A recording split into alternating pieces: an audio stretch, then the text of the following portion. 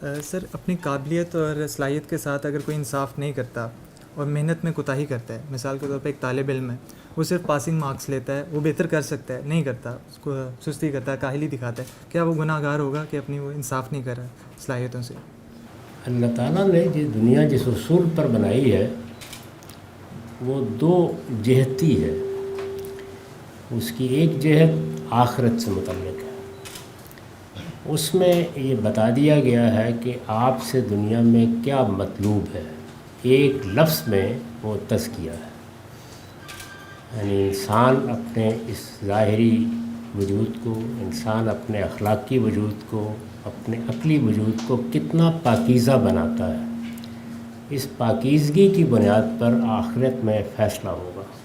اس کو کیا جگہ ملنی ہے، کیا مقام ملنا ہے. اس کو قرآن مجید میں بالکل 2 اور 2 4 کے طریقے پر ہر جگہ بیان کر دیا ہے.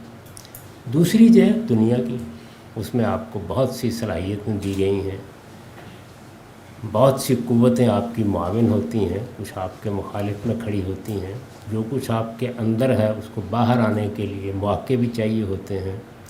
خود آپ کا اپنا ارادہ، آپ کی اپنی ہمت، آپ نے کس طریقے سے ان کی ترتیب اور تدوین کی ہے، یہ سب چیزیں بڑی اہمیت رکھتی ہیں. اس کے نتائج بھی دنیا میں نکلتے ہیں.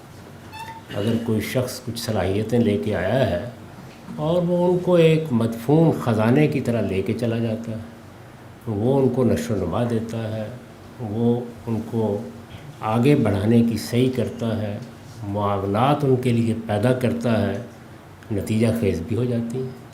تو ایک وہ مقافات ہے جو ہماری صلاحیتوں اور قوتوں کے لحاظ سے دنیا میں برپا کی گئی ہے، اور دوسری وہ ہے کہ جو آگے ہے اس جہت کا اس پر کوئی اثر نہیں پڑتا.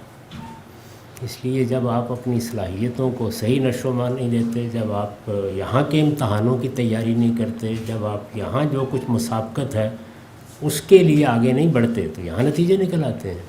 اور اگر تزکیے کے باب میں کوئی کمی رہ گئی ہے تو اس کا نتیجہ وہاں نکل آئے. تو یہ 2 الگ الگ چیزیں ہیں.